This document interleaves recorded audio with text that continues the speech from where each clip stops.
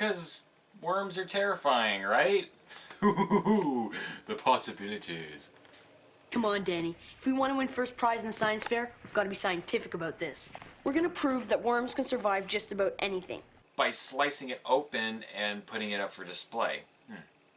Well, I gotta say, I didn't see it coming. Cold, stretching, even cutting them in half. Pretty harsh. Oh, he's such a baby. Worms can't feel anything. Ladies and gentlemen, our hero. Seriously, I'm already waiting for this kid to get his just desserts.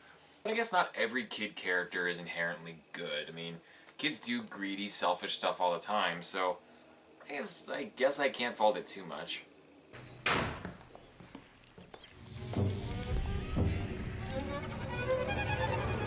What, are we on a Party City budget? Todd? Todd, are you in here?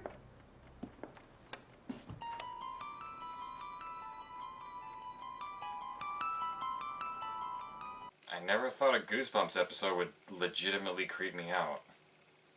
No wonder I don't get in here more often. It's gotten worse. Worse? What was it before? Where would you even find half this stuff? Who sells that? You know, having an imperfect, bratty kid character is one thing, but this is making me see those Richard Scarry books in a whole new way. More and more, Todd is finding worms everywhere he turns, from his friend's lunch to his own bed at night.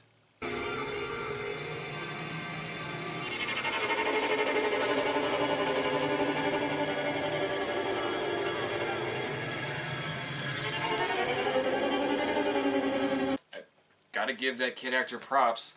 He just stuck his face in live worms. I wouldn't even touch one of your stupid worms. Why would I put one in your spaghetti? Ugh, my brother and his worms. Nope, I'm gonna let that one go. So, Todd goes out at night to dig up some fresh worms to get back at his sister with, and that's when this episode decides to jump completely off the rails.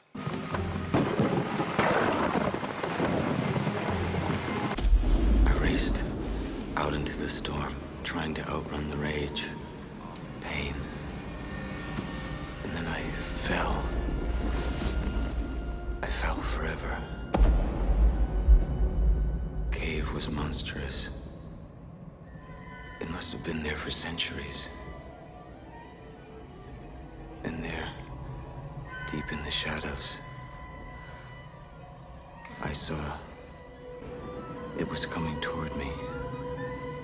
I was scared at first, but only at first. The figure in the dark was my destiny. It would change my life forever. I would use its image to strike terror into the hearts of those who did evil. I would ensure what happened to me would never happen to anyone else again. I would have my revenge.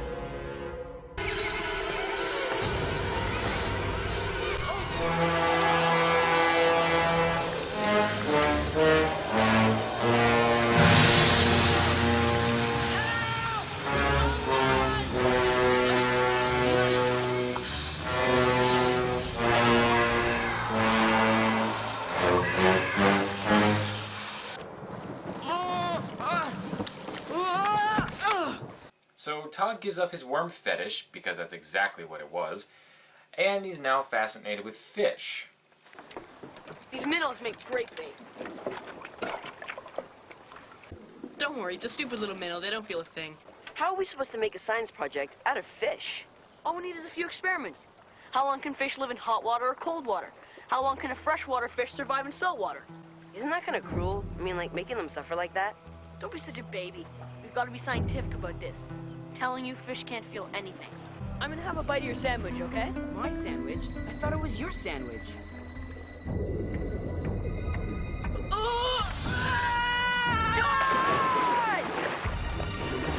Danny, help! They got me, I'm hooked! I don't care. He died. What? Gonna make me swim back? Well, he should have. How is a story scary when you can't stand the character? Which is a question I present to 80% of the horror movies that have come out in the last decade. But they write him like he's the monster and the worms just get even. That's not scary. The only scary aspect is what kind of person that kid will grow up into. By the end, you get the feeling that there were probably 10 other species he obsessed with before worms, and he just doesn't fucking learn. But it kept my interest. I mean, I wanted to see what happened. Not for the right reasons, but there's that.